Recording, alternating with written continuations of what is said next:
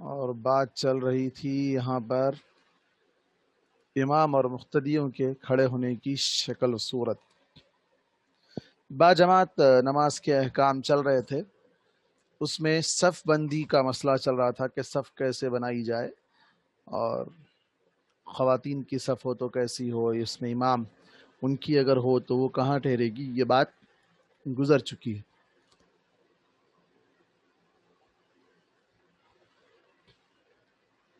اب مسئلہ ہے امام اور مقتدی کے کھڑے ہونے کی صورت کیا ہوگی.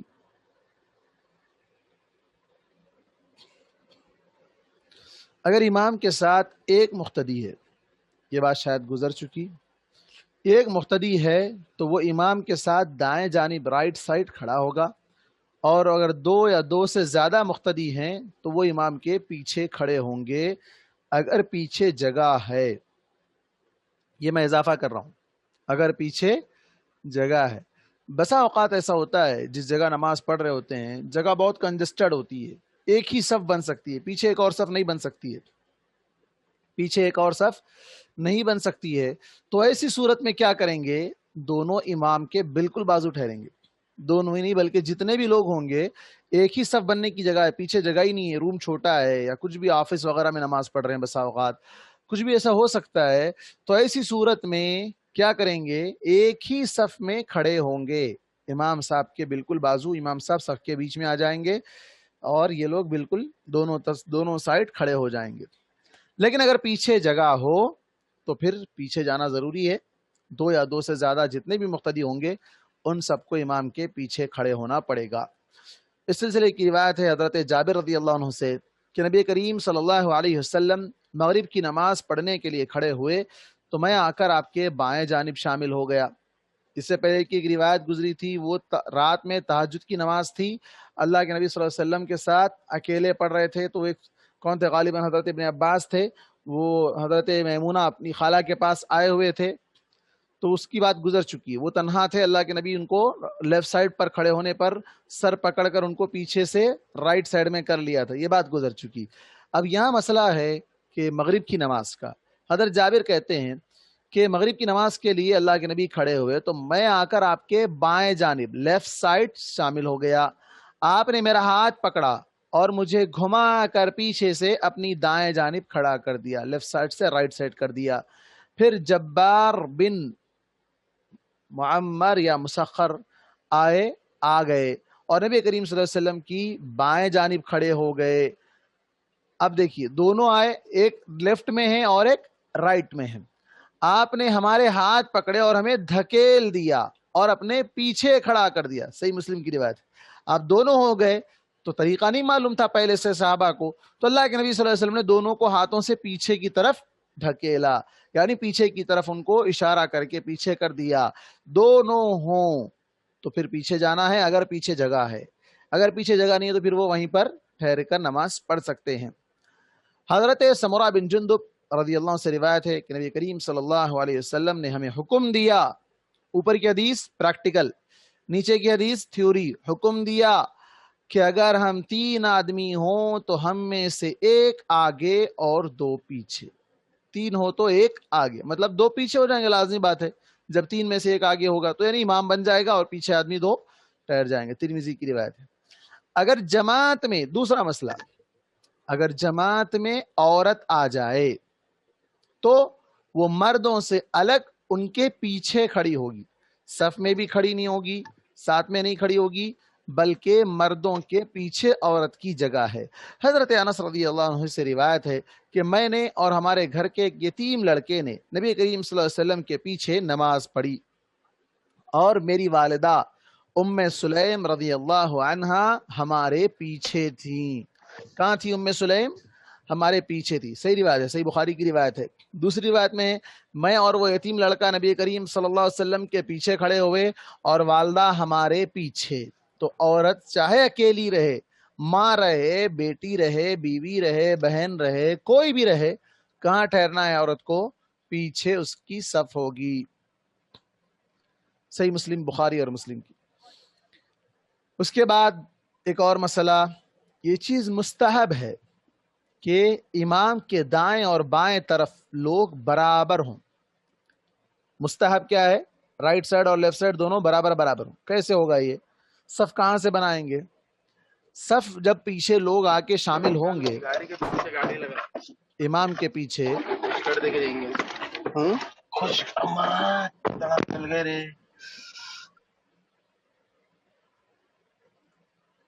صف میں جب امام کے پیچھے کھڑے ہوں گے لوگ آ کر، آپ بھی دیکھیں گے مسجد میں بسا اوقات مؤذن صاحب 2 لوگ کھڑے ہوتے ہیں، پھر اس کے بعد آ کے لوگ ایک ہی سائڈ کھڑے ہوتے ہیں، رائٹ سائڈ والے پورے رائٹ سائڈ صف بھر جاتی ہے، لیفٹ سائڈ خالی رہ جاتی ہے.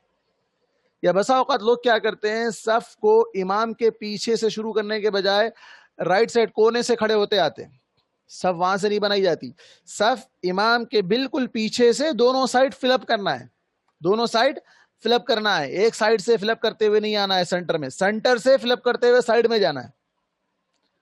تو ایک مسئلہ یہ تھا، دائیں اور بائیں طرف دونوں لوگ برابر ہوں، اور امام کے قریب وہ لوگ کھڑے ہوں گے جو علم رکھتے ہوں، علم ہے ان کے پاس، قرآن یاد ہے ان کو تھوڑا بہت، تاکہ اگر امام کو کسی عذر کی وجہ سے ہٹنا پڑ جائے، وضو ٹوٹ گیا، کچھ ہو گیا، یا بیمار ہو گیا اچانک، کچھ بھی ہو گیا، انتقال ہو گیا، کچھ بھی ہو سکتا ہے، تو ایسی صورت میں اس کی جگہ کھڑے ہو کر جماعت کا نظم برابر رکھ سکیں، یعنی وہ امام بن سکیں.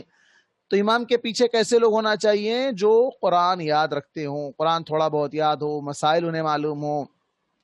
یہ مسئلہ ایسا ہے، اللہ رحم کرے، ہمارے پاس بہت سے لوگ اس سے ناواقف، بہت سے لوگ ناواقف. نماز پڑھانا تو دور کی بات ہے، کبھی اگر مؤذن صاحب نہیں آئے، کسی کو کہا جائے کہ بھائی اقامت دو، تو وہ اس کو دیکھے گا، وہ اس کو دیکھے گا، وہ تو دے بھائی، میں دے بھائی، چلتا رہتا ہے. اقامت دینا نہیں آتا، اقامت دینا بھی نہیں آتا. یہ حال ہے آج ہماری امت کا. ہم لوگ عمر آباد میں پڑھتے وقت ہم کو عمر آباد کی طرف سے خطبہ دینے کے لیے دیہات میں، گاؤں وغیرہ میں بھیجتے تھے ٹریننگ کے لیے. ہم لوگ خطبہ دینے جاتے تھے. ایک مرتبہ میرا سامنا یا میرا واسطہ ایک ایسے دیہاتی لوگوں سے پڑا، جہاں میں گیا وہ مسجد بالکل کھیتوں پہ تھی، اور وہاں پر میں جب گیا، ماشاءاللہ بڑی تعداد، تقریباً 80-100 کے لوگ زیادہ تھے. وہ گاؤں کے حساب سے 80-100 لوگ بہت بڑی جماعت، یہاں کے حساب سے تو بہت چھوٹی جماعت ہے، لیکن وہاں کے حساب سے بہت بڑی جماعت. میں ممبر پر چڑھ کے بیٹھا، بولا بھائی کوئی اذان دو، تو بولتے اذان دینا نہیں آتا مولوی صاحب، یہاں جو آتے انہوں اذان دے لیتے. یا اللہ، میں کیا کروں؟ پھر ممبر سے اتر کر میں نے اذان دی، پھر خطبہ دیا.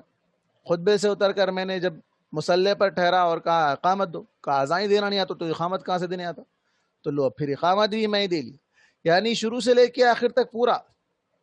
ایسے لوگ بھی ہیں، وہ دیہات کے لوگ ہیں، ان کے پاس علم نہیں ہے، سمجھ میں آتی بات، وہ لوگ علماء کو رکھتے نہیں، علم حاصل کرتے نہیں، وہ ایک الگ مسئلہ ہے.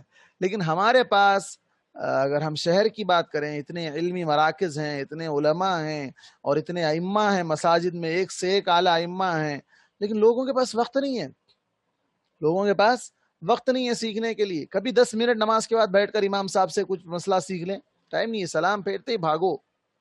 اگر مسجد میں ہی رہیں گے، بعض تو حد یہ ہے کہ بعض تو صبح سے شام تک مسجد میں ہی لیٹتے رہیں گے، بیٹھتے رہیں گے، کچھ نہ کچھ کرتے رہیں گے، فون میں رہیں گے، گپ شپ مارتے رہیں گے، کبھی دن کوئی مسئلے مسائل جاننے کی انہیں توفیق نہیں ہوگی. ایسے لوگ بھی ہونا کیا چاہیے؟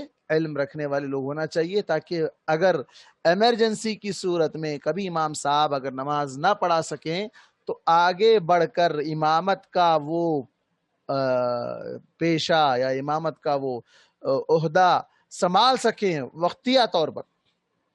نہیں، بہت سے لوگوں کی یہ حالت بالکل نابلد ہے. حضرت ابو ہریرہ رضی اللہ عنہ سے روایت ہے، نبی کریم صلی اللہ علیہ وسلم نے فرمایا، امام کو وسط میں رکھو، درمیان میں رکھو، سینٹر میں رکھو، اور اپنے درمیان کے فاصلے کو پر کرو. امام کہاں کھڑے ہوگا؟ درمیان میں. آپ بعض لوگ کیا کرتے؟ جماعت بناتے. امام صاحب کیا کرتے؟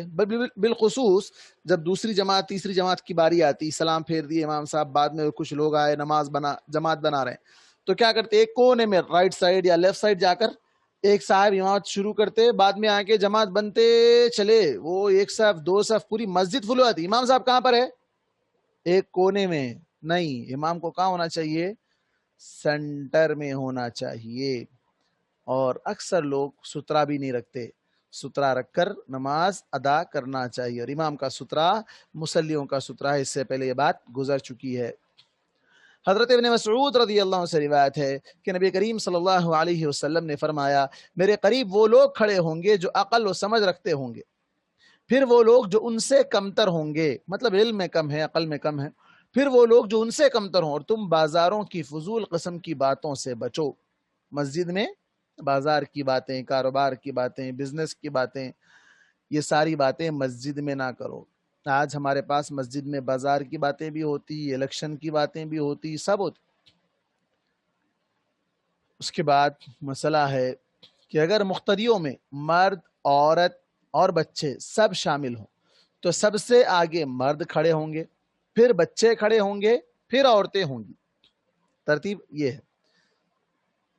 لیکن بسا اوقات ایسا ہوتا ہے کہ بچوں کو جو بہت چھوٹے ہیں ان کو الگ نہیں ٹھہرایا جا سکتا، تو ان کو صف میں لے کر کھڑے ہو سکتے ہیں. اللہ کے نبی صلی اللہ علیہ وسلم حضرت حسن وغیرہ کو کھاندے پر بٹھا لیتے تھے، سجدے میں جاتے تو وہ چڑھ کر بیٹھ جاتے تھے، تو کوئی حرج نہیں ہے، لیکن اس کے اندر صف کا خیال رہے اور اس کو تھوڑی بہت تربیت کر کے لے آئیں، زیادہ بہتر ہے.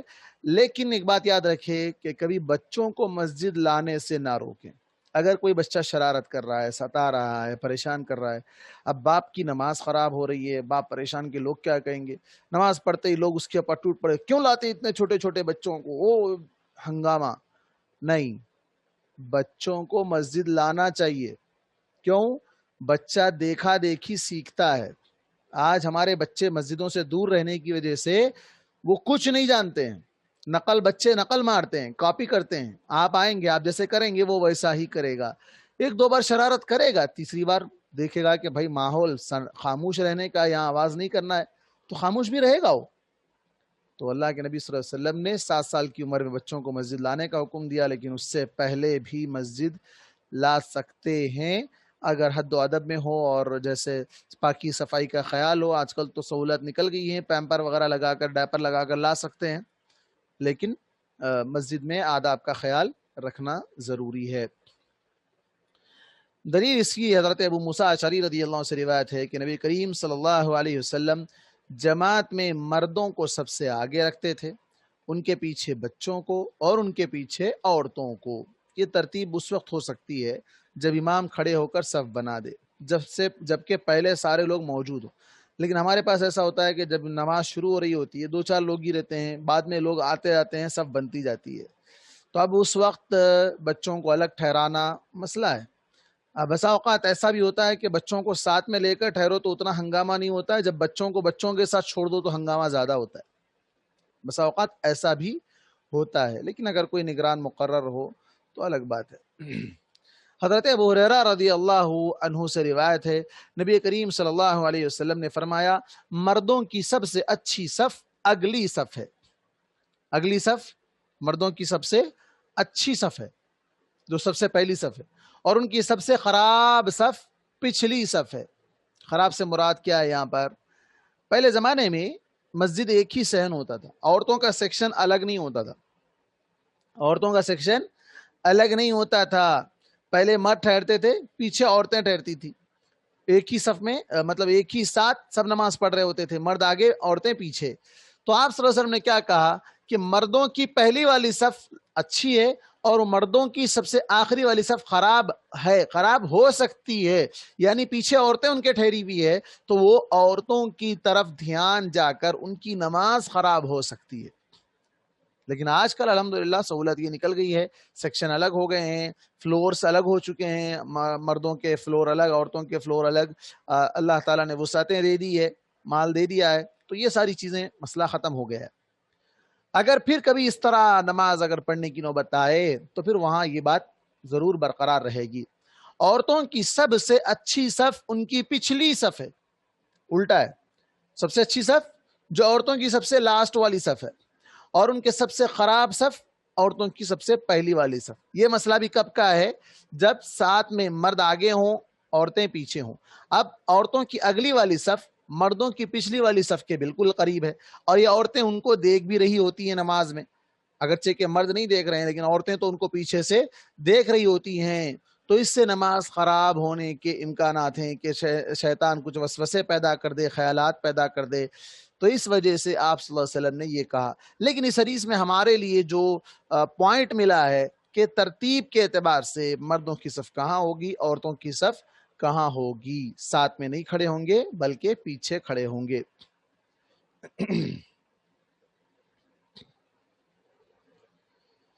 بسا اوقات رمضان وغیرہ میں مسئلہ آتا ہے کہ گھر مسجد کے سامنے ہے، گھر جو ہے مسجد کے سامنے ہے۔ اب مسئلہ پوچھتی ہیں عورتیں کہ ہم مسجد کو جانے کے بجائے ہمارے پاس گھر میں مائک کی آواز آ رہی ہے، ہم گھر میں نماز پڑھ لیں کیا؟ نہیں ہو سکتا۔ آپ امام کے آگے بڑھ جا رہی ہیں، امام سے آگے بڑھ جا رہی ہیں، آپ کی صف آگے ہو جا رہی ہے، تو نہیں ہو سکتا ہے۔ اور اسی طرح اگر برابر بھی ہو رہے ہیں مردوں کے تو بھی مطلب اگر سیکشن ڈیوائیڈ نہیں ہے تو بہتر نہیں ہے۔ اگر سیکشن ڈیوائیڈ ہے، مسجد کی دیواریں ختم ہو جا رہی ہے یا مردوں کا سیکشن بالکل سپریٹ ہو گیا، اس کے بعد عورتوں کی ہے تو الگ بات ہے۔ حضرت ابو ہریرہ رضی اللہ عنہ کی حدیث گزر چکی جو کہ صحیح مسلم، احمد، ابو داؤد، ترمذی، نسائی اور ابن ماجہ کی ہے۔ اس کے بعد ایک مسئلہ یہ ہے کہ صف کے پیچھے تنہا نماز پڑھنا، یعنی جماعت بن گئی، ایک صف پوری کمپلیٹ ہو گئی، اب ایک آدمی آیا اکیلا، اب دیکھا کہاں ٹھہرے، صف میں، سیکنڈ صف میں وہ کہاں ٹھہرے، تو اس کا طریقہ اس میں بتلایا گیا۔ کیا ہے کہ صف میں تنہا نماز پڑھنے سے نماز ہو جاتی ہے لیکن مکروہ ہے، اچھا نہیں سمجھا گیا ہے اس کو۔ دلیلیں آگے آ رہی ہے تفصیل سے۔ حضرت وابصہ بن معبد رضی اللہ عنہ روایت کرتے ہیں کہ نبی کریم صلی اللہ علیہ وسلم نے ایک شخص کو دیکھا جو صف میں نماز پیچھے تنہا پڑھ رہا تھا، آپ نے اسے نماز دہرانے کا حکم دیا۔ ابو داؤد، ترمذی اور ابن ماجہ کی روایت۔ اس حدیث میں دہرانے کا تذکرہ آ رہا ہے، اور آگے ایک حدیث آئے گی حضرت ابو بکرہ کی، اس کے اندر دہرانے کا تذکرہ نہیں ہے، اور وہ حدیث صحیح ہے، تو اس لیے اس کو دہرانے کی تو ضرورت نہیں ہے، لیکن اس کو مکروہ سمجھا گیا۔ حضرت طلق رضی اللہ عنہ سے روایت ہے کہ نبی کریم صلی اللہ علیہ وسلم نے فرمایا جو شخص صف کے پیچھے تنہا نماز پڑھے اس کی نماز نہیں۔ ابن حبان کی روایت۔ ان احادیث میں نبی کریم صلی اللہ علیہ وسلم کی ممانعت کو کراہت تنزیہی، یعنی ایسا نہیں کرنا چاہیے۔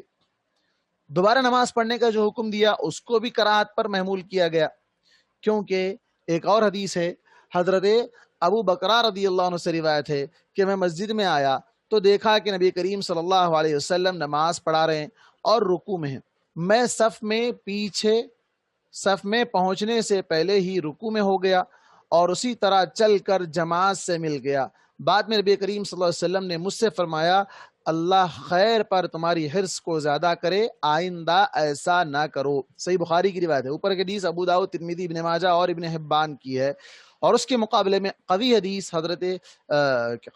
امام بخاری کی ہے، یعنی یہ حدیث کے اندر آپ صلی اللہ علیہ وسلم نے نماز کو دہرانے کا حکم نہیں دیا، یعنی جب صف کے پیچھے تنہا رکوع جائز ہے تو پھر پوری نماز بھی جائز ہے، یہ فتویٰ اس سے لیا گیا۔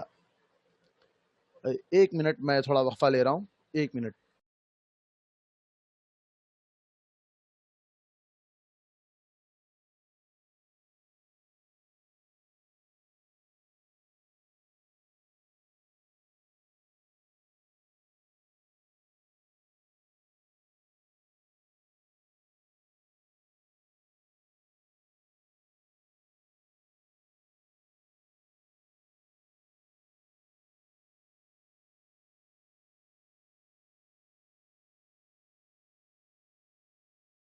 جی معذرت کے ساتھ۔ تو پہلی حدیثوں میں جو بات گزری ابو داؤد، ترمذی اور ابن ماجہ اور ابن حبان کی، اس میں جو نماز نہ ہونے کی بات کی گئی یا نماز دہرانے کا جو حکم دیا گیا تھا اس کو کراہت تنزیہی پر محمول کیا گیا، اور اس کے بعد جو روایت صحیح بخاری کی حضرت ابو بکرہ کی آئی ہے جس میں ان کا مسئلہ یہ تھا کہ ان کی حرص تھی کہ جماعت پالیں، تو وہ کیا کیے، رکوع جو ہے پیچھے سے کرتے ہوئے آ کر صف میں مل گئے، رکوع پیچھے سے ہی کرتے ہوئے آئے اور آ کر صف میں شامل ہو گئے۔ آپ صلی اللہ علیہ وسلم نے ایسا کرنے سے منع کیا لیکن وہ رکعت کو دہرانے کا حکم نہیں دیا۔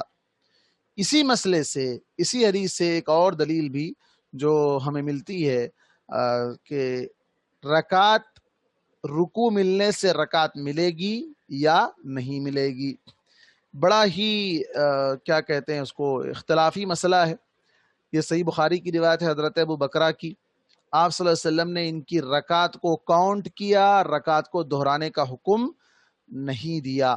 اور دوسری جو حدیث ہے سورہ فاتحہ نہ پڑھنے پر رکعت کے نہ ہونے کا جو تذکرہ ہے کہ اب رکوع میں ڈائریکٹ جا کر مل جائیں گے تو سورہ فاتحہ نہیں پڑھیں گے، سورہ فاتحہ نہیں پڑھیں گے تو پھر رکعت کیسے ہوگی. تو افضل اس میں راجح مسئلہ یہ ہے کہ رکعت رکوع ملنے پر رکعت دوہرا لینا بہتر ہے. رکوع ملنے پر رکعت دوہرا لینا افضل اور بہتر ہے. اگر جواز کی بات کی جائے تو رکعت مل جاتی ہے اس حدیث کی بنیاد پر. واللہ اعلم بالصواب.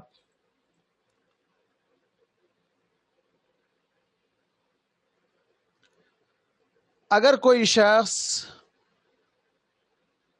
اس وقت آئے جبکہ صف پوری ہو چکی، ایک صف پہلی صف مکمل ہو گئی، تو اسے چاہیے کہ تنہا نماز پڑھنے کے بجائے صف میں سے کسی کو کھینچ کر اپنے ساتھ ملا لے. صف میں سے کیا کرے؟ ایک آدمی کو پیچھے لے لے. اب یہ حکم پہلے سے سب کو معلوم ہونا چاہیے. اگر کھینچیں گے تو وہ کھینچ کر ایک مار دے گا، پتہ نہیں کیوں کھینچ رہے بھائی مجھے پیچھے، اس کو پتہ نہیں. تو معلومات سب کو ہونے چاہیے، علم سب کو ہونا چاہیے، مسائل سارے سب کو جاننے چاہیے، نہیں جانتے ہیں لوگ. حضرت مقاتل ابن حیان یا حبان سے روایت ہے کہ نبی کریم صلی اللہ علیہ وسلم نے فرمایا اگر کوئی شخص آئے اور وہ کسی دوسرے شخص کو نہ پائے تو اسے چاہیے کہ صف میں سے کسی آدمی کو کھینچ کر اپنے ساتھ کھڑا کر لے. جس شخص کو کھینچا جائے گا اس کا ثواب بہت ہے. ابو داؤد کی روایت. یعنی پیچھے اگر کسی کو کھینچا جا رہا ہے تو وہ اپنی پہلی صف کے ثواب سے محروم ہونے کے ڈر سے وہ ہٹنا نہیں چاہے گا. ارے پہلی صف کا ثواب زیادہ ہے میں پیچھے کیوں ہٹوں، وہ ہٹنا نہیں چاہے گا. تو کہا گیا کہ ایسی صورت میں صف کو بنانے کے لیے پیچھے ایک آدمی کا ساتھ دینے کے لیے اگر وہ پیچھے جا رہا ہے تو اس کا ثواب بھی بہت ہے. اب مسئلہ یہ ہے کہ بھئی کہاں سے کھینچیں؟ صف کے درمیان سے کھینچیں، صف کے آخر کے کسی حصے سے کھینچیں، کہاں سے پیچھے کھینچا جائے؟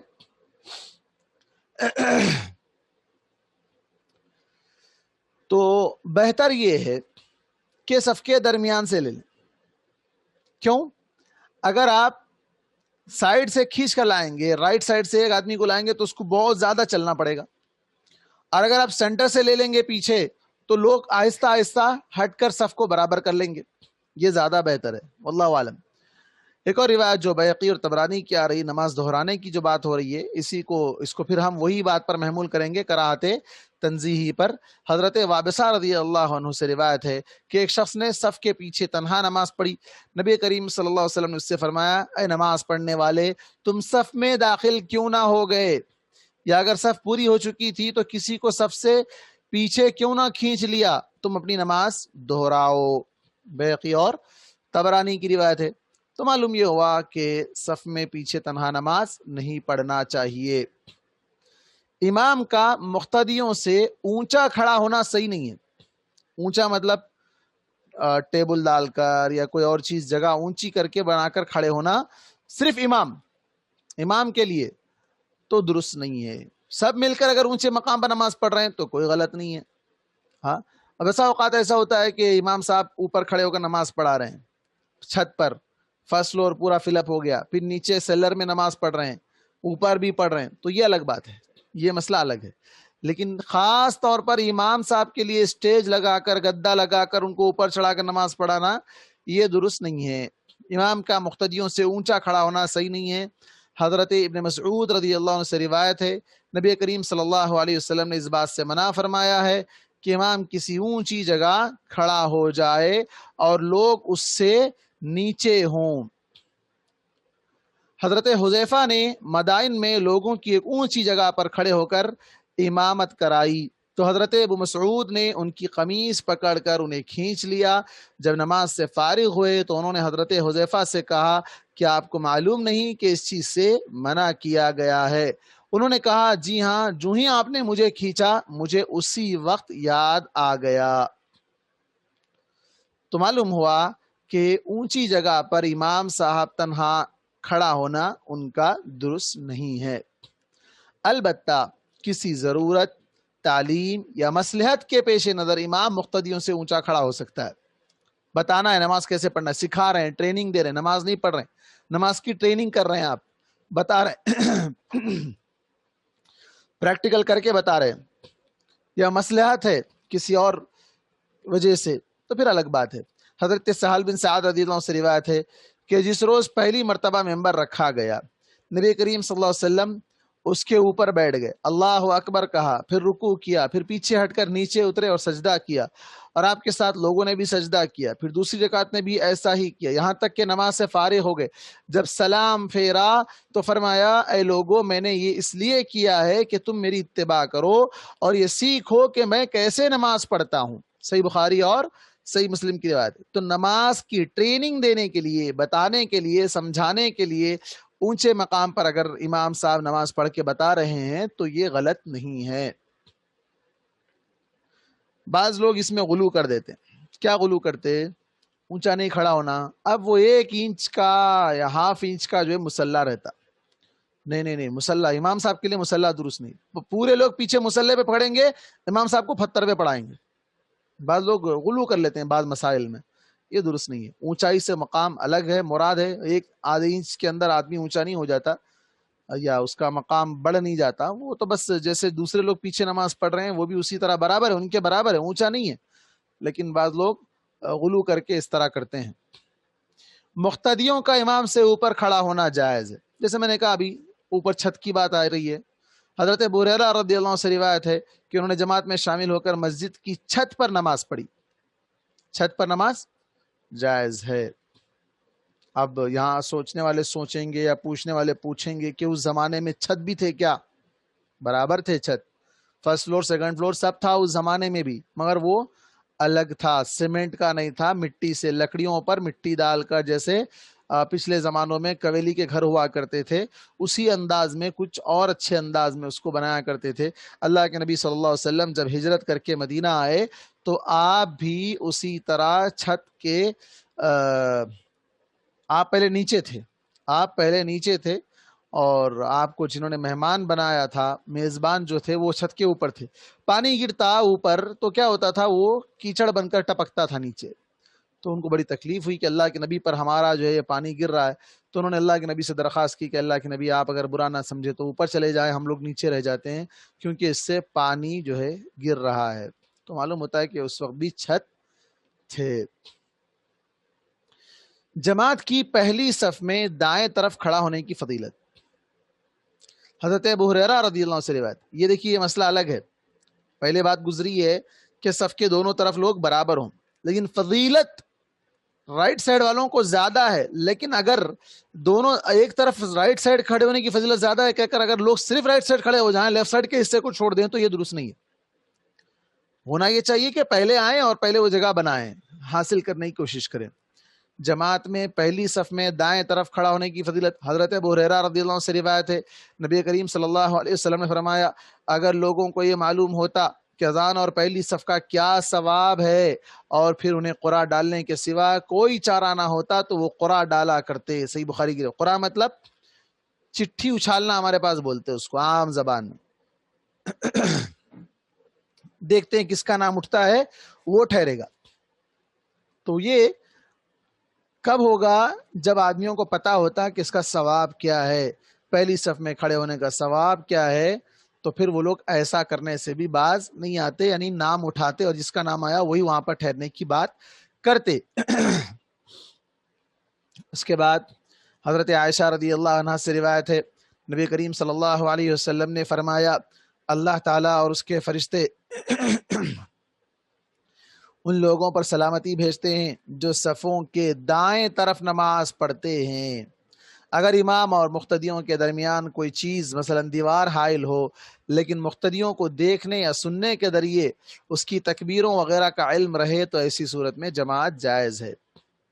یعنی جیسے حال چھوٹا تھا، بعد میں بازو کی جگہ لیے بنائے، اب دیوار رہ گئی یا کچھ ہو، تو ایسی صورت میں ان کی نماز درست ہے، جماعت جائز ہے۔ حضرت عائشہ رضی اللہ عنہا سے روایت ہے کہ نبی کریم صلی اللہ علیہ وسلم رات کو اپنے کمرے میں نماز پڑھا کرتے تھے اور کمرے کی دیوار چھوٹی تھی.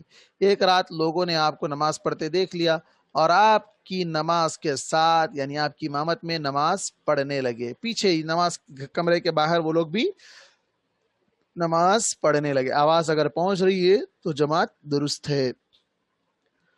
اور آج کل تو مائک سسٹم ہے، آواز آرام سے پہنچ جائے گی. اگر کبھی مائک سسٹم خراب ہو جائے تو بڑا مسئلہ ہوتا ہے.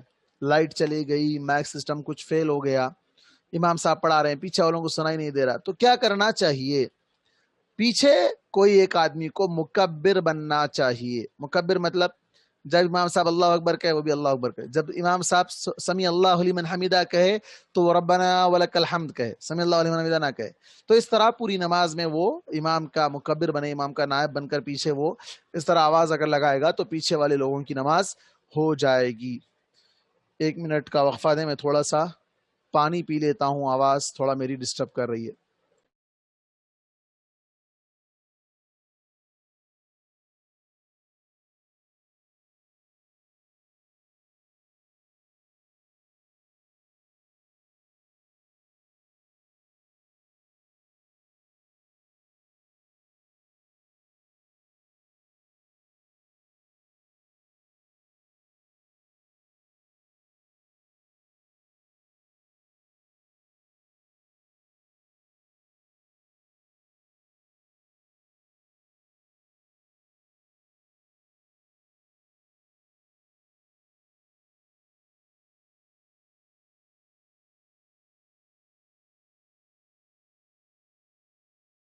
جی، تو یہاں تک مسائل ہوئے جماعت کے یا صف بندی کے مسائل تھے.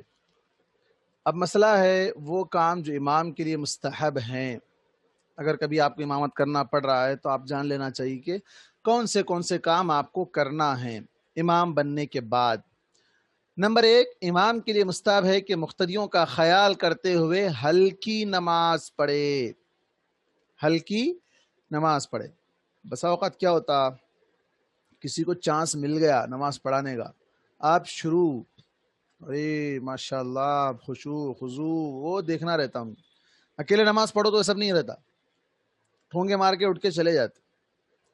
نہیں، جب آپ نماز پڑھانے کے لیے کسی کے امام بنے ہیں تو سب کا خیال کرنا. دلیل آگے آ رہی ہے، صحیح بخاری صحیح مسلم وغیرہ کی روایت ہے.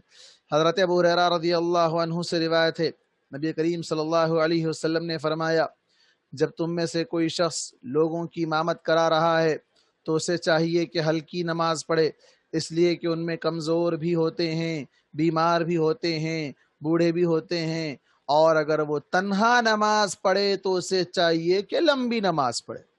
صحیح بخاری صحیح مسلم ابو داؤد ترمذی نسائی. لیکن ہمارے پاس ہم لوگ الٹا کرتے ہیں، تنہا نماز پڑھ دو جلدی جلدی پڑھ لیتے ہیں، اور جب نماز پڑھانے کے لیے ٹھہرو تو لمبا کرتے ہیں. لیکن اس بات کا خیال ہونا چاہیے، مسنون طریقے سے نماز پڑھانی چاہیے. ایک اور مسئلہ، اگر بچے پیچھے رو رہے ہیں تو نماز کو فوراً مختصر کر دینا چاہیے. حضرت انس رضی اللہ عنہ سے روایت ہے کہ نبی کریم صلی اللہ علیہ وسلم نے فرمایا، میں جب نماز شروع کرتا ہوں تو چاہتا ہوں کہ لمبی نماز پڑھوں، لیکن اتنے میں کسی بچے کی رونے کی آواز سنتا ہوں تو نماز ہلکی کر دیتا ہوں، اس خیال سے کہ بچے کی ماں کو اس کے رونے کی وجہ سے تکلیف ہو رہی ہوگی. صحیح بخاری صحیح مسلم ابو داؤد ترمذی نسائی اور ابن ماجہ. تو چھوٹے بچے، دیکھیے آپ اس میں دلیل مل رہی ہے، چھوٹے بچوں کو مسجد لا سکتے ہیں، مسجد لائیں گے، بچے روئیں گے، امام کا کام ہے یہ نماز مختصر کر دے. نماز میں ڈسٹرب ہو رہا تھا، بلکہ اب امام صاحب پڑھاتے جا رہے ہیں، بچہ روتے جا رہا، ادھر لوگوں کی نماز خراب، ادھر اماں کی نماز خراب، جو ساتھ میں لائے اس کی نماز خراب. نہیں، امام کا کام ہے کہ نماز کو مختصر کرے. اور الحمدللہ ایک مرتبہ اس پر عمل کرنے کا بھی موقع ہوا. گزشتہ 3 جمعہ پہلے ایک مسجد میں میرا خطبہ جمعہ تھا. وہاں نماز کے بعد میں جب نماز پڑھانا شروع کیا تو مسجد کا مسئلہ ایسا تھا کہ وہ مسجد کا ایک ہی حال تھا، بیچ میں پارٹیشن کے طور پر وہ لوگ کارڈ بورڈ لگا کر خواتین کا سیکشن الگ کیے تھے، لیکن بچے کے رونے کی آواز بڑی زور سے پوری مسجد میں گونج رہی تھی. جیسے نماز شروع کی تو میں صرف انا آتینا اور قل اللہ احد پڑھا کر نماز ختم کر دیا. اور ایسی جگہ تھی جہاں پر مطلب سنت کے مطابق لوگ علم رکھنے والے بہت کم تھے. وہاں پھر ان لوگوں کو اس سنت سے بھی واقف کروایا نماز کے بعد کہ آپ لوگ یہ نہ سمجھو کہ نماز بہت چھوٹی ہو گئی. مقصد یہ تھا کہ بچہ رو رہا تھا تو اس کے بچے کے رونے کا خیال کر کے نماز کو مختصر کر دیا گیا.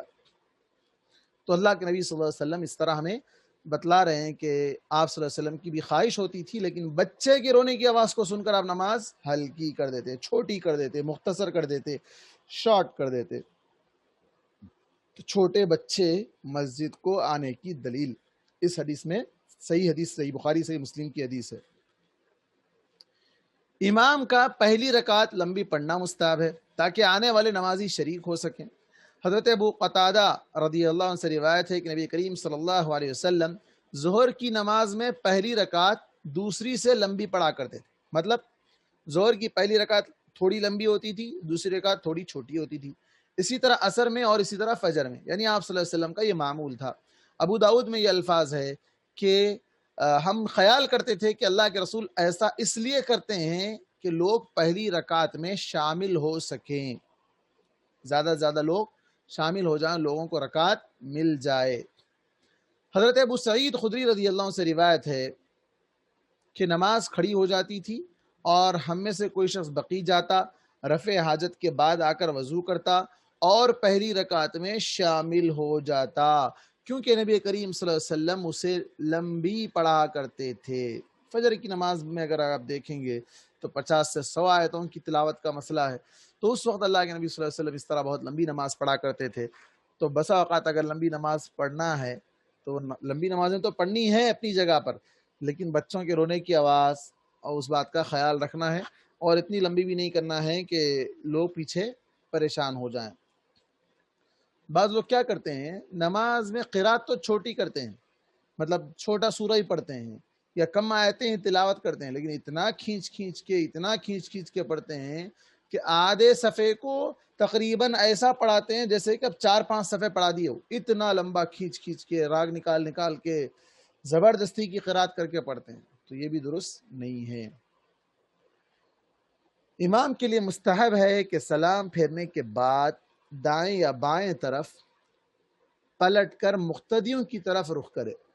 بہتر ہے دائیں طرف. حضرت حلب سے روایت ہے نبی کریم صلی اللہ علیہ وسلم ہماری امامت کراتے تھے. سلام کے بعد آپ اپنی دائیں یا بائیں طرف پلٹ کر ہماری طرف رخ فرماتے تھے. بہتر ہے دائیں طرف. حضرت براء بن عازب رضی اللہ عنہ سے روایت ہے ہم جب نبی کریم صلی اللہ علیہ وسلم کے پیچھے نماز پڑھتے تو یہ چاہا کرتے تھے کہ آپ کے دائیں طرف ہوں تاکہ حضور ہماری طرف رخ فرمائیں. یعنی آپ زیادہ تر دائیں طرف رخ فرمایا کرتے تھے، رائٹ سائڈ آپ زیادہ چہرہ کر کے بیٹھتے تھے. نماز کے بعد امام کا اپنی جگہ سے ہٹ کر سنتیں وغیرہ پڑھنا مستحب ہے. اس جگہ سے ہٹ کر پڑھنا مستحب ہے.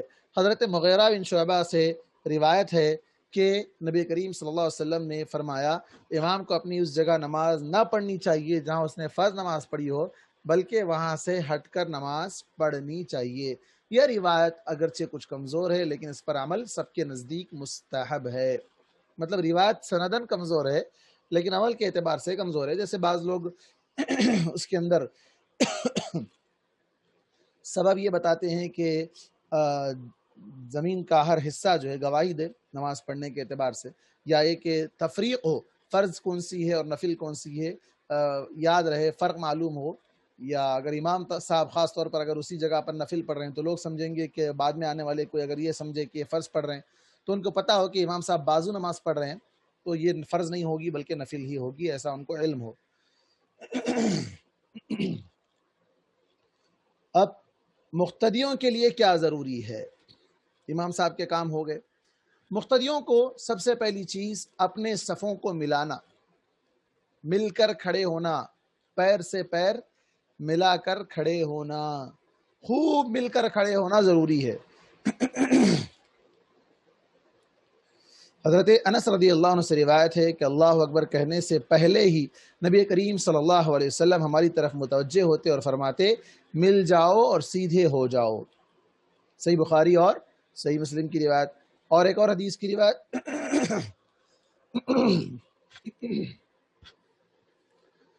حضرت نعمان بن بشیر رضی اللہ عنہ سے روایت ہے کہ نبی کریم صلی اللہ علیہ وسلم ہماری صفوں کو اس طرح سیدھی کیا کرتے تھے گویا کہ آپ ان سے تیر سیدھا کر رہے ہیں، یہاں تک کہ آپ جان لیتے کہ ہم سمجھ گئے۔ پھر ایک دن آپ باہر تشریف لائے اور نماز کے لیے کھڑے ہو گئے، اللہ اکبر کہنے ہی والے تھے کہ آپ نے ایک آدمی کو دیکھا جس کا سینہ سب سے آگے کی طرف نکلا ہوا تھا۔ فرمایا اللہ کے بندو اپنی صفیں سیدھی کر لو ورنہ اللہ تعالیٰ تمہارے درمیان مخالفت ڈال دے گا۔ صحیح مسلم، ابو داؤد، ترمذی، نسائی، ابن ماجہ۔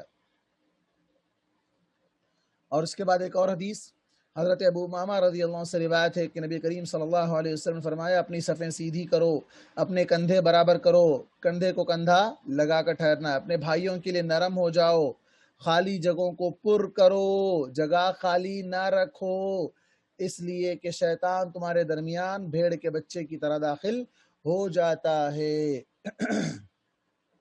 ایک اور روایت حضرت انس رضی اللہ عنہ سے کہ نبی کریم صلی اللہ علیہ وسلم نے فرمایا اگلی صف پوری کرو، پھر جو اس کے بعد ہو، اس طرح جو بھی کمی ہو وہ پچھلی صف میں رہنی چاہیے، یعنی ایک ایک صف پہلے پوری کمپلیٹ ہونی چاہیے اگلی صفیں۔ نمبر 2، جماعت میں امام کی متابعت یعنی پیچھے رہنا ضروری ہے اور اس سے مسابقت کرنا گناہ ہے، آگے بڑھنا، امام صاحب سے آگے بڑھنا، رکوع سے پہلے رکوع کرنا، سجدے سے پہلے سجدہ کرنا، یہ بہت بڑا گناہ ہے، بہت بڑی وعید اللہ کے نبی صلی اللہ علیہ وسلم نے سنائی ہے، آگے حدیث آ رہی ہے۔ اللہ کے نبی صلی اللہ علیہ وسلم فرمایا امام اس لیے بنایا گیا ہے کہ اس کی اتباع کی جائے، اس کو فالو کیا جائے۔ فالو کرنے کا مطلب کیا ہے؟ وہ آگے رہے گا اور ہم اس کے پیچھے رہیں گے، لہذا تم اس سے جلدی نہ کرو، وہ جب اللہ اکبر کہے تو تم اللہ اکبر کہو، وہ جب رکوع کرے تو تم رکوع کرو، جب وہ سمع اللہ لمن حمدہ کہے تو تم اللہم ربنا لک الحمد کہو، جب وہ سجدہ کرے تو تم سجدہ کرو اور تم رکوع نہ کرو یہاں تک کہ وہ رکوع کرے اور تم سجدہ نہ کرو یہاں تک کہ وہ سجدہ کر لے۔ امام احمد اور ابو داؤد کی روایت۔ اس کے بعد کی روایت حضرت ابو ہریرہ رضی اللہ عنہ سے کہ نبی کریم صلی اللہ علیہ وسلم نے فرمایا کیا تم میں سے کوئی شخص اس بات سے نہیں ڈرتا کہ جب وہ امام سے پہلے سر اٹھائے تو اللہ تعالیٰ اس کا چہرہ گدھے کا بنا دے یا اس کی شکل گدھے کی بنا دے؟ صحیح بخاری، صحیح مسلم، ابو داؤد، احمد، ترمذی، نسائی، ابن ماجہ۔ اللہ اکبر، کتنی بڑی وعید ہے اس کے اندر کہ اگر امام سے پہلے سر اٹھائیں گے تو اللہ تعالیٰ چہرہ یا سر گدھے کا بنا دے گا، شکل اس کی گدھے کی بنا دی جائے گی۔ اب بعض لوگ حماقت کرتے ہیں، دیکھتے ہیں ہوتا کہ نہیں ہوتا، ہو گیا تو کیا کرو گے؟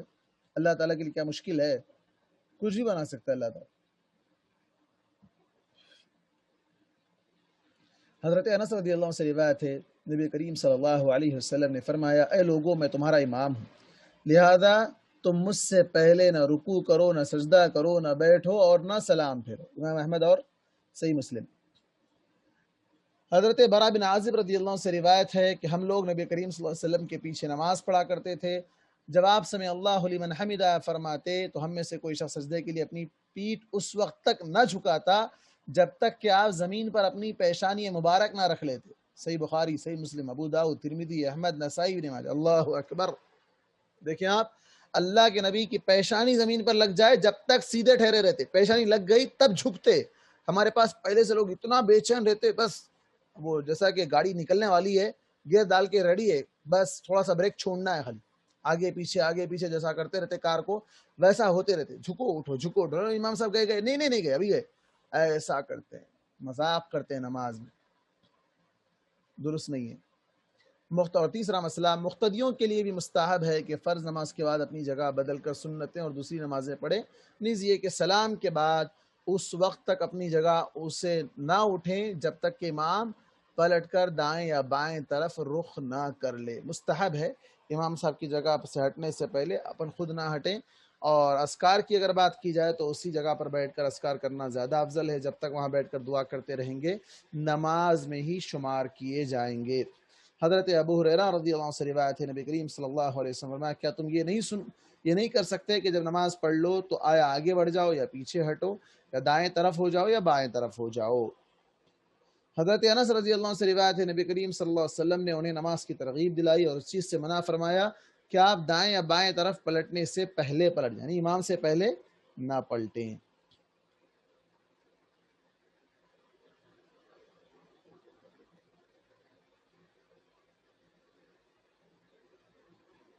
یہ مسئلہ تھوڑا بہت طویل ہے، اس کے بعد کا جو مسئلہ آ رہا ہے 10:15 ہو رہے ہیں تقریباً، اور سوالات میں سمجھتا ہوں بہت زیادہ ہے آپ لوگوں کے پاس،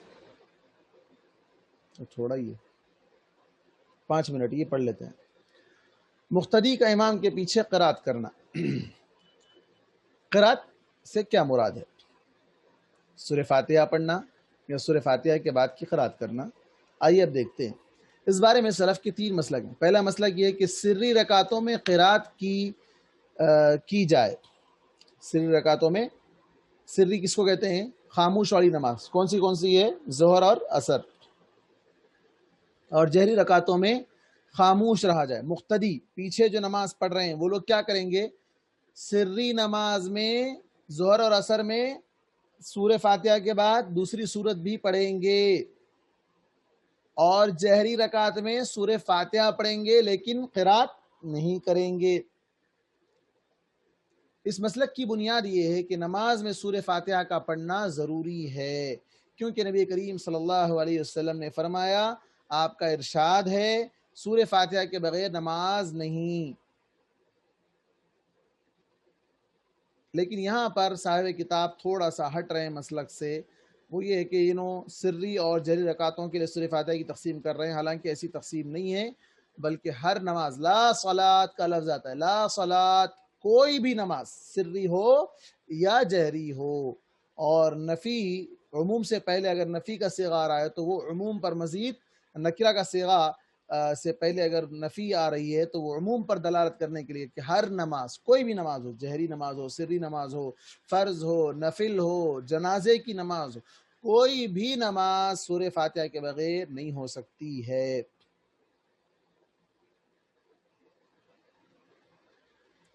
یہاں پر انہوں نے جو حدیث پیش کی وہ پہلے کی ہے، اس کے بعد والی حدیث انہوں نے پیش نہیں کی، حالانکہ بہتر ہوتا کہ اس حدیث کو پیش کرتے۔ اللہ کے نبی صلی اللہ علیہ وسلم نے سورہ فاتحہ پڑھنے سے منع نہیں کیا، البتہ سورہ فاتحہ کے بغیر جو دوسری قرات ہے اس کے بعد سورہ فاتحہ کے علاوہ، تو اس میں آپ صلی اللہ علیہ وسلم منع کیا، اس سے ڈسٹرب ہوتا ہے۔ اور اللہ تعالیٰ نے قرآن مجید میں فرمایا وَإِذَا قُرِئَ الْقُرْآنُ فَاسْتَمِعُوا لَهُ، جب قرآن پڑھا جائے، قرآن سورہ فاتحہ کے بعد جب قرات کی جائے تو فَاسْتَمِعُوا لَهُ، اسے غور سے سنو، وَأَنصِتُوا، اور خاموش رہو، اور خاموش رہو۔ یہ مسئلہ ہے قرات کا۔ اختلافی مسائل کو چھوڑ کر اگر کسی کا کوئی سوال ہو تو سوال کریں۔ جی السلام علیکم۔ وعلیکم السلام ورحمۃ اللہ وبرکاتہ۔ میرا ایک سوال تھا کہ جی جماعت کی نماز میں آگے کی صف مکمل ہو گئی اور میں بعد میں آیا، اس کے بعد میں اکیلا ٹھہرا ہوا ہوں اور میں اکیلا ہی ایک رکعت پڑھ لیا، تو وہ ایک رکعت میری ہوئی نہیں ہوئی جماعت سے۔ کیسا؟ میں اکیلا پیچھے نماز پڑھ لیا ایک رکعت کی، بعد میں لوگ آ کے شامل ہو گئے نماز میں، وہ ایک رکعت میری جماعت سے ہوئی یا نہیں ہوئی؟ نماز ہو گئی آپ کی، اس سے جو حدیث گزری نا، اس سے پہلے ابو بکرہ والی حدیث جو گزری ہے ابھی صحیح بخاری کی، آپ صلی اللہ علیہ وسلم نے اس میں رکعت دہرانے کا حکم نہیں دیا ان کو۔ جی جزاک۔ ایک سوال آیا ہے، کس کی طرف سے آیا بھائی؟ غالباً عمر خان کی طرف سے آیا ہے۔ سوال یہ آیا ہے کہ اگر کسی کی پہلی رکعت چھوٹ جائے تو کیا وہ سلام پھیرنے کے بعد وہی پہلی رکعت ادا کرے سورہ فاتحہ کے بعد کوئی ایک سورت کے ساتھ، یا صرف سورہ فاتحہ ہی کافی ہے؟ تو دیکھیں، آپ کو جو رکعت مل رہی ہے وہ رکعت آپ کی پہلی رکعت ہے۔ امام صاحب کی جو بھی رکعت ہو، ان کی تیسری رکعت ہو، چوتھی رکعت ہو، پہلی رکعت ہو، ان کی جو بھی رکعت ہو، آپ کو جو مل رہی ہے وہ آپ کی پہلی۔ اگر آپ کو مان لو امام صاحب کی چوتھی رکعت آپ کی پہلی رکعت ہے، امام صاحب سورہ فاتحہ پڑھ کے رکوع میں چلے جائیں گے، اب آپ کو کیا کرنا ہے؟ سورہ فاتحہ کے ساتھ فوراً ایک چھوٹی سورت بھی پڑھ لینی ہے، چونکہ وہ آپ کی پہلی رکعت ہے۔ جو بعد میں آپ اٹھ کر پڑھ رہے ہیں وہ آپ کی وہ رکعتیں جو چھوٹ گئی ہیں، مطلب دوسری، تیسری، چوتھی ترتیب۔ ایسا نہیں ہوگا کہ آپ پہلے امام صاحب کے ساتھ مل گئے، وہ چوتھی رکعت آپ کی ہوگی، پھر بعد میں آپ اٹھ کر پہلی، دوسری، تیسری، تو یہ سیکوینس بھی الٹ جائے گا۔ تو یہ ترتیب صحیح نہیں ہے، بلکہ بہتر یہ ہے کہ اس سلسلے میں حدیثیں بھی ہے کہ امام کے ساتھ جو نماز ملی اس کو پڑھ لو اور بعد والی نمازوں کو ادا کرو۔ بعد میں اس کو کمپلیٹ کرو، مکمل کرو. فَأَتِمُّوا، فَأَتِمُّوا کا لفظ آتا ہے. اتمو کا مطلب کیا ہے؟ مکمل کرو، کمپلیٹ. جو بچ گیا اس کو کمپلیٹ کرو، جو چھوٹ گیا وہ نہیں. جو ملا وہ آپ کا پہلا، جو چھوٹ گیا وہ آپ کا اس کے بعد کی رکعتیں ہیں. تو آپ جو رکعت میں اٹھ کر پڑھیں گے، تو اگر آپ مثال کے طور پر امام صاحب کے ساتھ تیسری اور چوتھی رکعت پڑھ لیے تو وہ آپ کی پہلی اور دوسری ہو گئی. جب آپ اٹھ کر اور مزید 2 رکعتیں پڑھ رہے ہیں تو وہ آپ کی تیسری اور چوتھی ہے. اس میں صرف سورہ فاتحہ پڑھنا کافی ہے. لیکن اگر آپ کوئی اور سورت بھی اس میں پڑھ لیتے ہیں تو کوئی حرج نہیں ہے. اللہ کے نبی صلی اللہ علیہ وسلم تیسری اور چوتھی رکعت میں بھی بسا اوقات کچھ قرات کر لیا کرتے تھے. عمر بھائی سوال کا جواب مل گیا؟ اور کچھ ذرا کچھ رمضان کے مسائل میں سے کچھ تھوڑا شعبان کا ذرا رجب کا کرنٹ چل رہا ابھی، تھوڑا اس کے اوپر ذرا بتائیے ٹاپک سے ہٹ کے. ٹاپک سے ہٹ کے کیا بتائیں رجب کے بارے میں؟ رجب کے کنڈے آج کل جو چل رہا ہے ابھی معاملہ گرم ہے نا، تھوڑا چالیس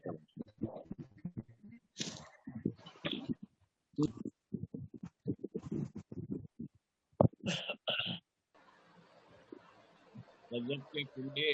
رجب میں ہم جاننے کی رات کو آئیں گی، اللہ کے ہاں فضل و کرم محلے چمکیں گے، رات بھر شیطانی چلیں گی.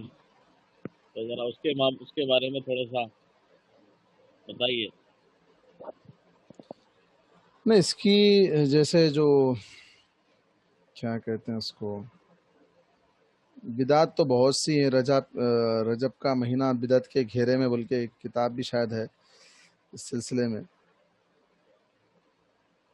تو شعبان میں بھی تو ہے، ہاں شعبان میں بھی ہے. شعبان میں بھی ہے. کون سا مہینہ چھوڑے ہمارے لوگ؟ ہاں تو اللہ کا فضل و ہاں، کرم مہینے کی جگہ اور کچھ زیادہ رہتے تو اس میں بھی ہوتا.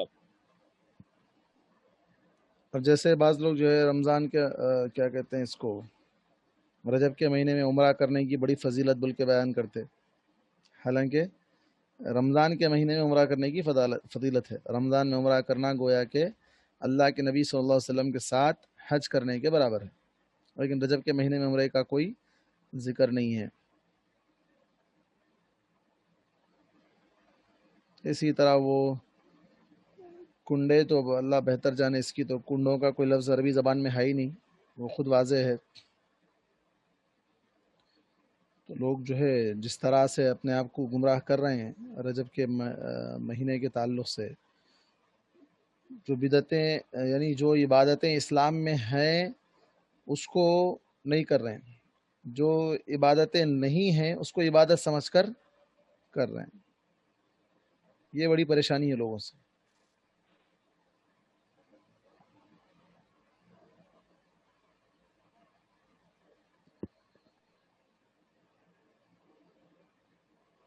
اس سلسلے میں علماء کے بہت سے آپ کو ویڈیوز وغیرہ مل جائیں گے، خاص طور پر معراج ربانی صاحب کے بڑے شاندار جو ہے اس کے اوپر بیانات ہیں ان کے ماشاءاللہ. اور شب معراج ایک اور مسئلہ آتا ہے اس میں. شب معراج کے نام سے ایک عید منائی جاتی، رات جو ہے عید بول رہا ہوں، رات جو ہے جاگی جاتی، اس میں بیدار رہتے. 27 رجب غالباً جو ہے کہ اس کو اللہ کے نبی صلی اللہ علیہ وسلم معراج پہ گئے تھے. سب سے پہلے تو تاریخ کے اندر اختلاف ہے کہ تاریخ 27 تھی یا آگے پیچھے کوئی ایک اور تاریخ تھی، اللہ بہتر جانتا ہے. دوسرا مسئلہ یہ ہے کہ اللہ کے نبی صلی اللہ علیہ وسلم مدینہ ہجرت کرنے سے پہلے آپ معراج پہ گئے تھے. مدینہ سے ہجرت کرنے سے پہلے آپ کو یہ 50 نمازوں کا تحفہ دیا گیا. وہ 50 نمازوں میں تخفیف کر کے 5 نمازیں کی گئی، اور اس کے اندر جو ہے اللہ تعالیٰ جو اصل پیغام معراج کا دیا تھا امت اس کو بھلا دی، اور اس کی جگہ پر وہ رات کو جاگ کر عبادت کرنا یہ اپنے لیے بنا لیا. شب معراج اس میں لائٹنگ کرنا، اور اس میں جو ہے بہت سی بدعتیں ہیں معراج کی رات میں ہونے والی. صلاۃ الرغائب کے نام سے بھی ایک نماز ہے، وہ نماز پڑھنا، بہت سی چیزیں ہیں ایسی. تو سب سے پہلے یہ جان لیں کہ اللہ کے نبی صلی اللہ علیہ وسلم اتنے بڑے مقام پر آپ کو فائز کیا گیا، آپ اللہ تبارک و تعالیٰ نے آپ کو آسمان پر بلایا اور آپ سے ہم کلام ہوا، بات چیت ہوئی، تحفہ ملا، اور بہت سی چیزوں کو آپ نے قریب سے دیکھا، جنت جہنم کے نظارے آپ کو دکھائے گئے، یہ سب ہونے کے بعد آپ جب واپس آئے تو مزید 11 سال تقریباً آپ زندہ تھے معراج کے بعد، اور 10 سال مدینے میں تھے، لیکن کبھی آپ یاد رکھے کہ فلاں تاریخ کو فلاں رات میں معراج پہ گیا تھا، اب وہ رات پوری جاگ کر عبادت کرنا ہے، نہ آپ نے کیا نہ کسی کو کرنے کا حکم۔ 10-11 سال بہت بڑی جو نا لمٹ ہے، یہ اتنے سالوں میں کبھی آپ نے ایسا نہیں کیا، معراج کی رات کو جاگنے کی رات بنایا نہیں کیا آپ صلی اللہ علیہ وسلم نے۔ جاگنے کی رات ہمارے پاس شب قدر ہے، لیلۃ القدر جسے کہا جاتا ہے، اسے 5 طاقراتوں میں تلاش کرنا ہے، 5 طاقراتوں میں جاگنا ہے، جاگ کر عبادت کرنا ہے۔ اگر آپ کرتے ہوتے تو ہمارے لیے واقعی دلیل بنتی کہ ہاں اتنا بڑا عمل آپ صلی اللہ علیہ وسلم نے کیا اور ہم کو بھی کرنا چاہیے، لیکن آپ نے نہیں کیا، بلکہ ہمیں اس کی جگہ پر جو 5 نمازیں پڑھنے کا حکم دیا گیا ہم وہ چھوڑ دیتے ہیں، اور اس کی جگہ پر ہم وہ رات کو جاگ کر سمجھ لیتے ہیں کہ بس پوری نمازیں اس میں پڑھ لو تو پورے سال بھر کی نمازیں ادا ہو جائیں۔ تو حقیقت میں یہ کیا ہے؟ دین میں نیا کام ایجاد کرنا ہے۔ اور اللہ کے نبی صلی اللہ علیہ وسلم نے فرمایا من احدث فی امرنا هذا ما ليس منه فهو رد، دین میں جو بھی نیا کام کریں گے وہ کیا ہے؟ مردود، ریجیکٹڈ ہے، اللہ کے پاس اس کا کوئی حساب نہیں ہوگا۔ اسی طرح بعض لوگ کیا کرتے ہیں، رجب کی پہلی جمعرات کو قربانی کرتے ہیں، بچوں کو نہلاتے ہیں، دھلاتے ہیں، اور عجیب عجیب بہت سے چیزیں ہیں۔ میں سمجھتا ہوں بعض لوگوں کو پتہ ہے، بعض لوگوں کو نہیں پتہ، بتاؤں تو پھر شاید وہ اضافہ ہو جائے اس کے اندر لوگوں کو۔ جیسے بعض لوگ جو ہے نا، یا خمیس اول رجب نجینا من الحسبۃ والجرب، اے رجب کی پہلی جمعرات ہمیں حسبہ، خسرہ یعنی نقصان وغیرہ، کھجلی سے نجات عطا فرما۔ اس طرح عجیب عجیب بدعات اور گمراہیاں مسلمانوں کے درمیان پائی جاتی ہیں۔ جمعرات کو پکارنا یا خمیس کہہ کر یہ خود غیر اللہ کو پکارنا، اور غیر اللہ کو پکارنا شرک ہے۔ ماہ رجب کے روزے کیا کریں گے؟ روزے رکھے کہ کیا یہ بدعت ہے یا صحیح عمل؟ اس سلسلے میں ایک سوال آیا تھا، تو اللہ کے نبی صلی اللہ علیہ وسلم شعبان کے روزے بہت زیادہ رکھا کرتے تھے، بلکہ اس کو ڈائریکٹ رمضان سے بھی ملا دیا کرتے تھے۔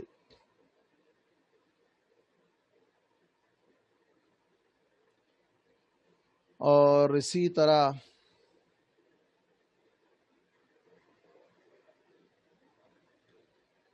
اللہ تبارک و تعالیٰ نے ہر مہینے کو، سارے مہینے اللہ تعالیٰ کے، ہم کسی ایک مہینے کو مطلب اس طرح کی جو فضیلت نہیں ہے، جیسے اللہ تعالیٰ نے حرمت کے 4 مہینے رکھے ہیں، وہ 4 مہینوں کی حرمت کا تو احترام کرنا ہی ہے، لیکن اس کا یہ مطلب بھی نہیں ہے کہ دیگر مہینوں کا کوئی یہ نہیں ہے، نہیں۔ اللہ نے سارے زمانے کی قسم کھائی، والعصر ان الانسان لفی خسر، سارے زمانے کی قسم کھائی اللہ تبارک و تعالیٰ نے، تو ہر وقت، ہر رات، ہر دن، ہر گھڑی، ہر لمحہ اللہ کی عبادت کرنا ہی ہے، لیکن کسی وقت کو جو اللہ نے خاص نہیں کیا، اللہ کے نبی نے خاص نہیں کیا، اس کو اپنے لیے خاص کر کے اس میں ایسی عبادت کرنا جو ثابت نہیں ہے، تو یہ حقیقت میں بدعت ہے۔ اور اللہ تبارک و تعالیٰ نے فرمایا قل هل ننبئكم بالاخسرین اعمالا الذین ضل سعیهم فی الحیاۃ الدنیا وهم يحسبون انهم يحسنون صنعا، کہ کیا ہم آپ کو بتائیں ان لوگوں کے اعمال جو عمل کر کے بھی ضائع برباد ہو گئے، وہ لوگ جن کی کوششیں اور جن کی محنتیں رائیگاں چلی گئی، باوجود اس کے کہ انہوں نے اس کو اچھا سمجھا تھا، حالانکہ وہ ان کے حق میں اچھا نہیں تھا۔ وَهُمْ يَحْسَبُونَ أَنَّهُمْ يُحْسِنُونَ صُنْعًا، اچھا سمجھ کر رہے تھے۔ یہی حال ہے آج بھی لوگوں کا، اچھا سمجھ کر، نیک عمل سمجھ کر کرتے ہیں، لیکن وہ نیک عمل ان کے لیے نیک نہیں ہے۔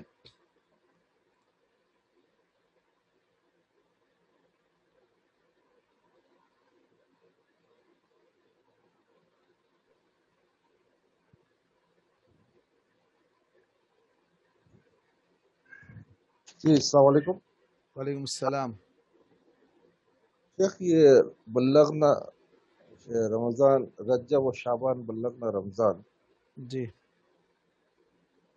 یہ روایت میں تینوں مہینوں کی فضیلت ہے، اس روایت کے بارے میں نصرت بھائی شاید آپ کو علم ہوگا۔ جی علماء نے کیا کہا ہے؟ بلغنا رمضان. ذرا تشریح کریے آپ بس. ایک منٹ.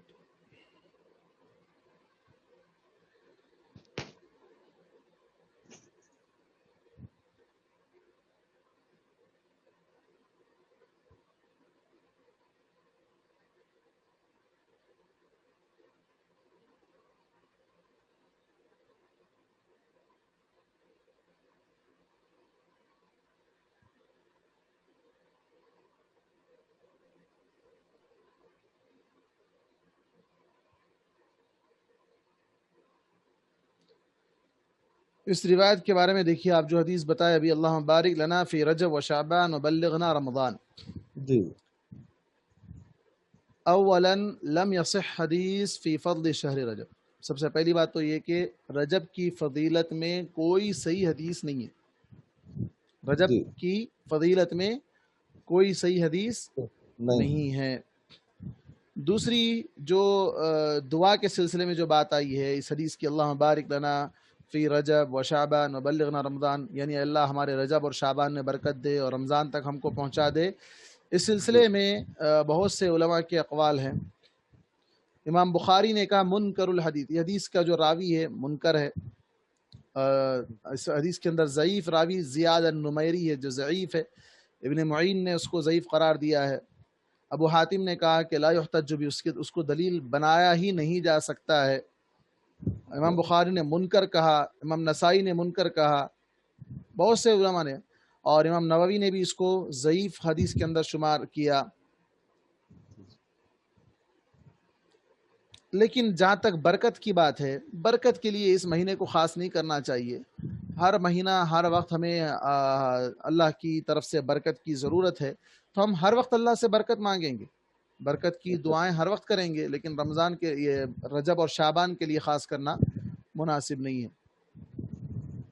اور جہاں تک رمضان کی بات ہے، رمضان کو پہنچا دے، جیسا کہ بعض حافظ ابن رجب الحنبلی جو ہے رحمہ اللہ، وہ کہتے ہیں کہ بعض اللہ تبارک و تعالیٰ کے بندے ایسے تھے جو 6 مہینے تک دعا کرتے تھے اللہ رمضان کو پہنچا دے، اور رمضان کے گزرنے کے بعد 6 مہینے تک دعا کرتے تھے اللہ ہمارے رمضان کی عبادتوں کو قبول فرما لے. لیکن یہ حدیث سمجھ کر پڑھنا درست نہیں ہے.